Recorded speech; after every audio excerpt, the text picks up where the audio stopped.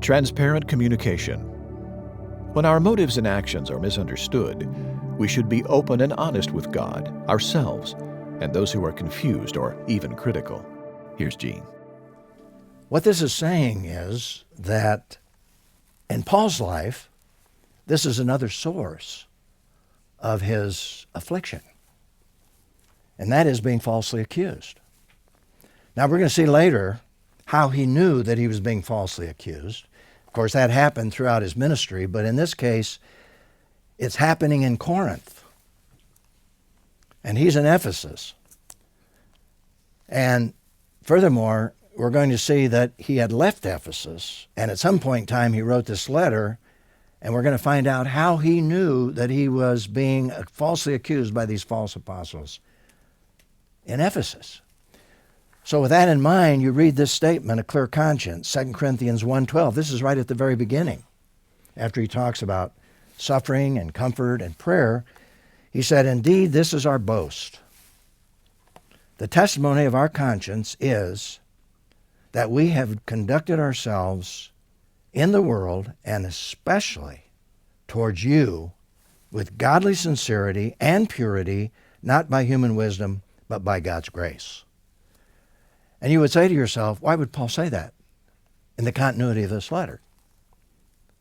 And you're going to see that it relates to the fact that he had received information that he was being falsely accused in Corinth by false apostles.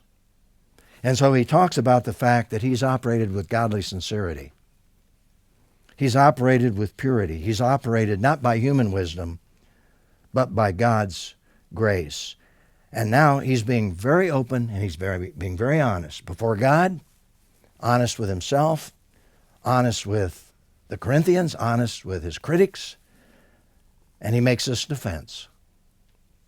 And he says this, "I planned to come to you first, so that you could have a second benefit, and to visit you on my way to Macedonia, and then come to you again from Macedonia, and be helped by you on my journey to Judea.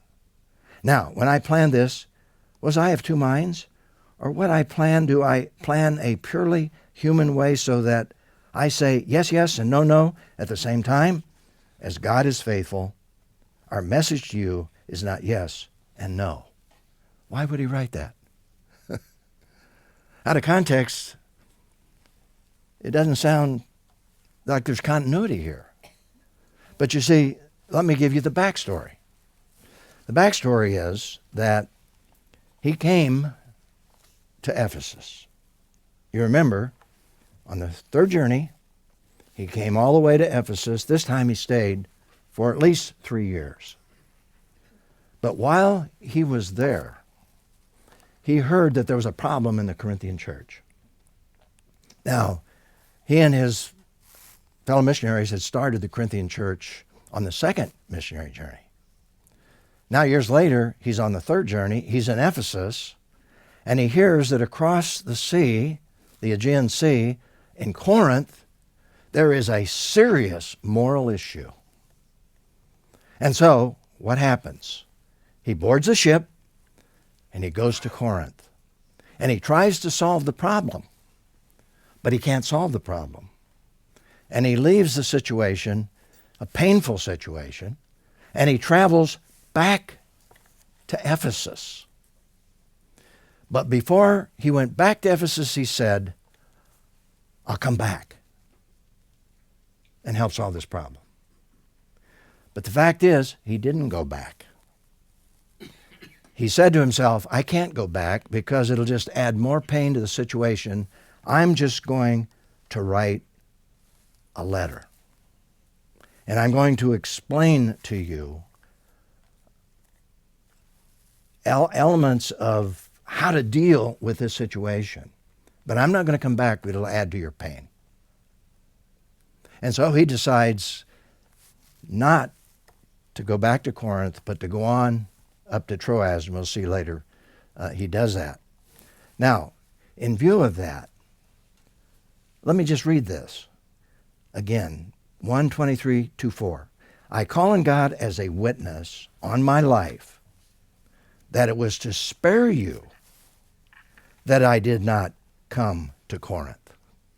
See, without that background, you really don't understand what the situation here is. I do not mean that we lord it over your faith, but we are workers with you for your joy because you stand firm in your faith.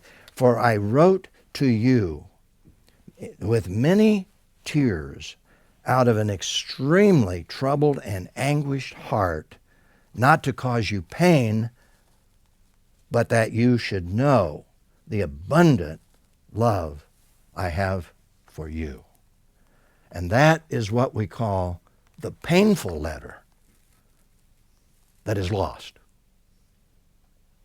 It's a letter that he wrote between 1st and 2nd Corinthians. And so, understanding that, you begin to understand what he's doing here. He is responding to them with a letter to the Corinthians explaining why he didn't come, and he's addressing the fact that he's accused of being double-minded and doesn't know what he's doing, and he's lying, and he's saying yes, yes, and no, no. I'll come back, but he didn't come back, and he decided to go on to Troas. So Paul is addressing this particular issue. Now, with that in mind, let me just review that principle. When our motives and actions are misunderstood, we should be open and honest with God ourselves and those who are confused or even critical, and that's exactly what he's doing in this letter that he's writing to the Corinthians. He's explaining his motives and his heart. Now think about this.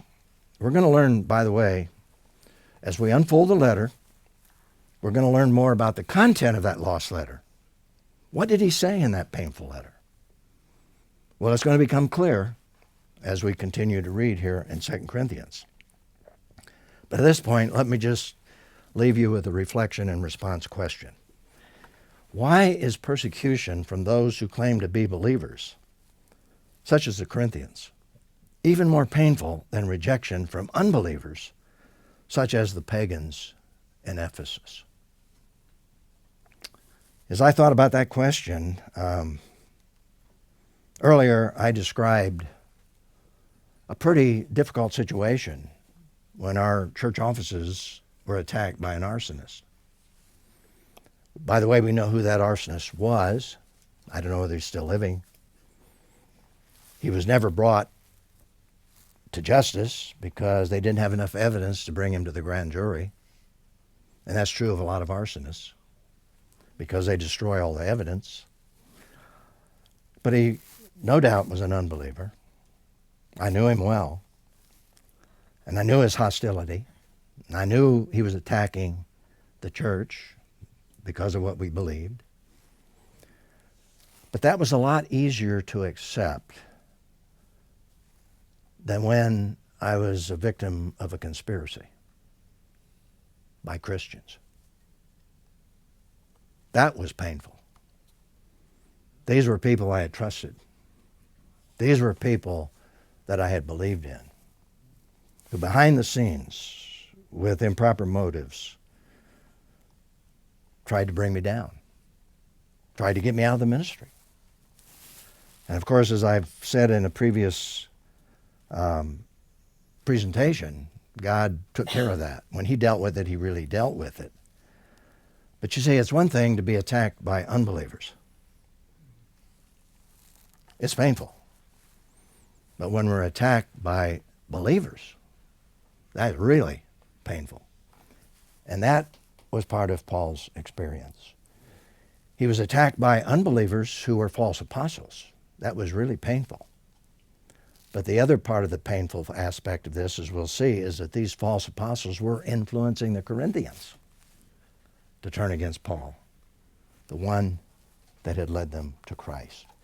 So if you get the backstory, you begin to really understand ultimately what Paul is saying here, why he's saying what he's saying when he's writing the second letter to the Corinthians.